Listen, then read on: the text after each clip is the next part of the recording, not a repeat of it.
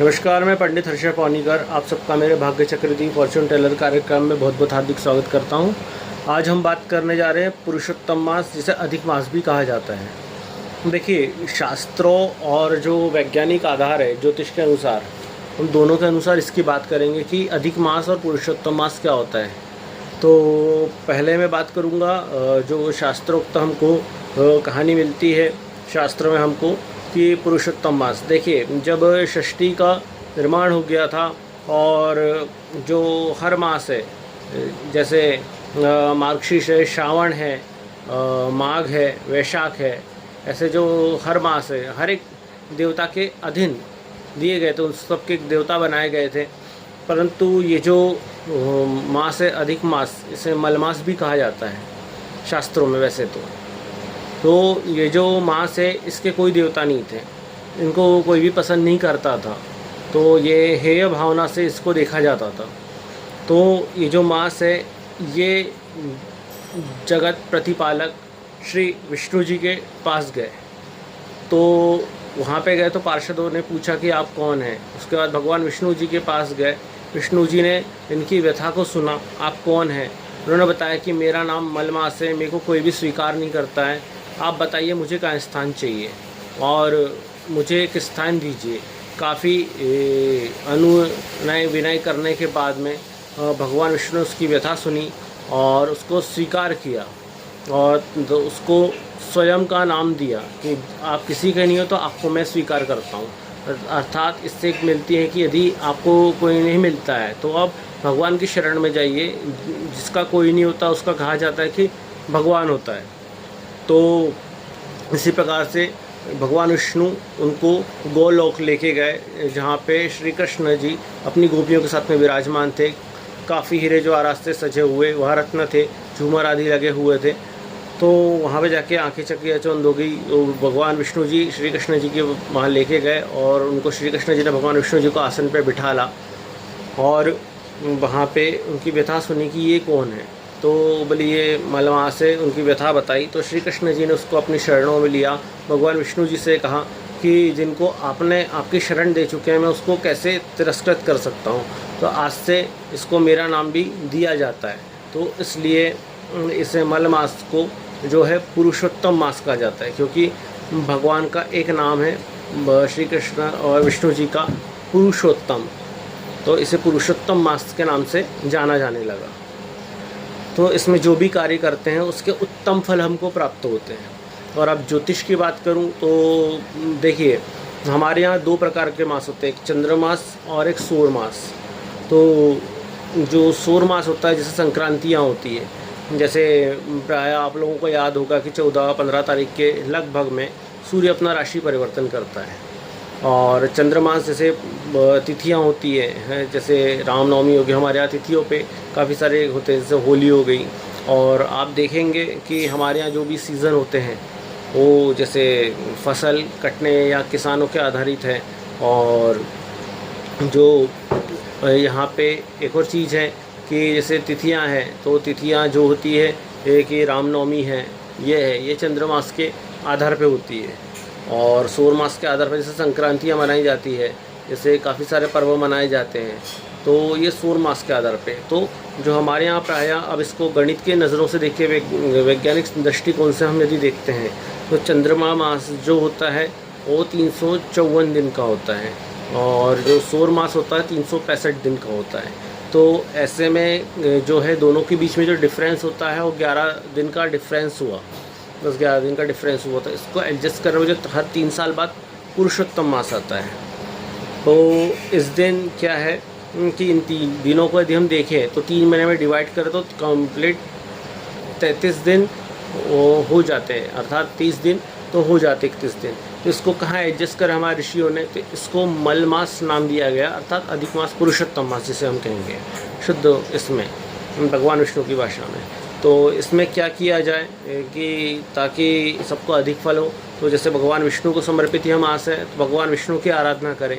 और आपने एक और बात सोची होगी कि मल मास जो होता है पुरुषोत्तम मास, वो कभी भी ठंड के दिनों में नहीं आता है, हमेशा बरसात है इससे पहले आता है, क्योंकि यहाँ पे कुछ राशियाँ होती है कि जिसमें सूर्य, जैसे कहा जाता है कि सूर्य एक ही राशि में रहते हुए 2 अमावस्या आ जाए तो उसे पुरुषोत्तम मास कहा जाएगा।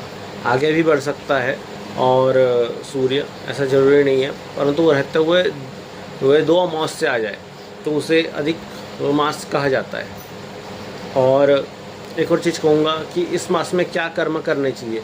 इस मास में जब तप आदि करें, और जैसे किसी की जब तप आदि करें, दान पुण्य करें, खास करके जैसे दक्षिण प्रांत में जो दामाद है और जो लड़की है उनको अपने घर में बुलाया जाता है। आपको जो भांजे हैं उनको आप बुला करके भोजन करा सकते हैं। ब्राह्मणों को दान आदि करें।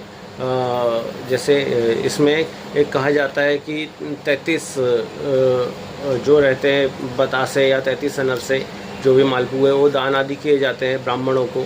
और संकल्प लेकर के इस मास में जो भी दान आदि करता है उसको काफ़ी अच्छा पुण्यफल प्राप्त होता है, स्वर्ग की प्राप्ति होती है।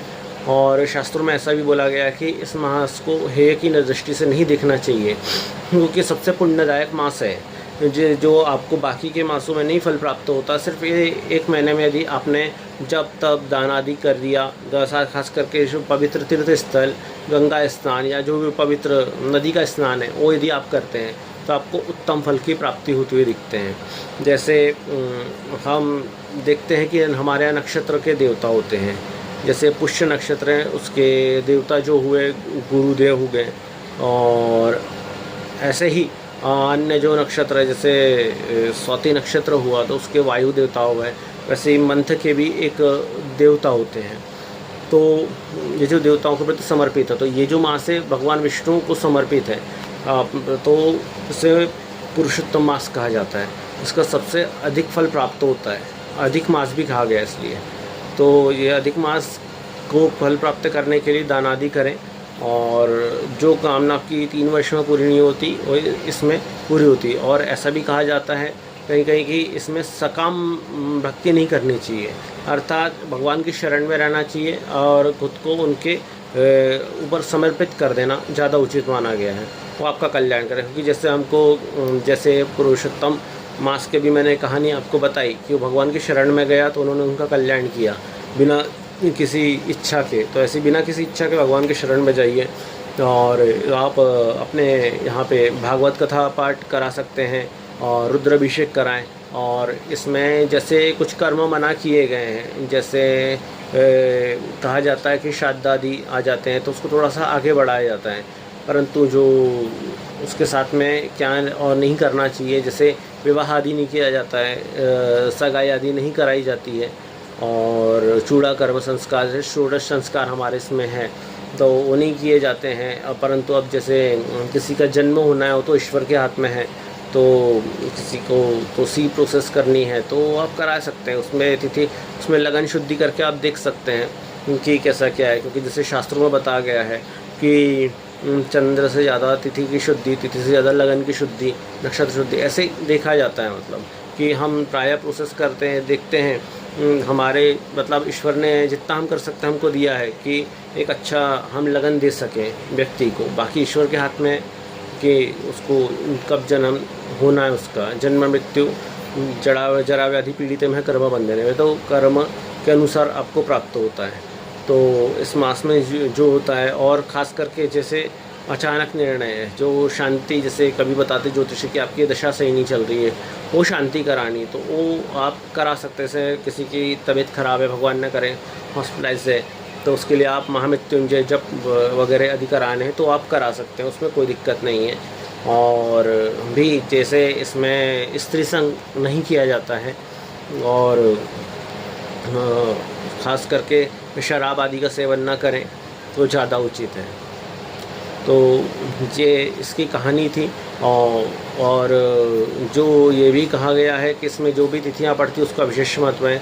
जैसे कल एकादशी तिथि है, आज जब भी आप देख रहे हैं तो शुक्ल पक्ष की एकादशी तिथि, अधिक मास की एकादशी तिथि काफ़ी वर्षों बाद आती है, पद्मिनी एकादशी। तो इसको आप अवश्य कीजिएगा और विशेष फल की आपको प्राप्ति होती हुई दिखेगी। इसमें जो भी पर्व पड़ेंगे, प्रदोष है या कोई भी, यदि आपको व्रत आदि करना है, संकल्प से काम, तो वो ना करें यदि को, परंतु हाँ, यदि आपका समाप्त हो रहा है तो वो आप समाप्ति कर सकते हैं, यदि आपने जैसे 11 या 16 सोमवार का लिया है संकल्प, 16 आपके कंप्लीट हो रहे हैं तो आप समाप्त कर सकते हैं, या प्रदोष का संकल्प लिया तो आप समाप्त कर सकते हैं। किंतु कुछ नई शुरुआत करनी है तो वो ना करें। जैसे नवीन जो वाहन आदि खरीदते हैं तो वो नहीं खरीदे जाते हैं, और यदि इमरजेंसी है तो बात अलग है, परंतु वैसे नहीं किए जाते हैं, खरीदे जाते हैं। तो आशा करता हूँ आपको ये मेरा कार्यक्रम अच्छा लगा हो, तो आप मेरे चैनल को सब्सक्राइब अवश्य कीजिएगा और भी लोगों के साथ में शेयर अवश्य करें। धन्यवाद।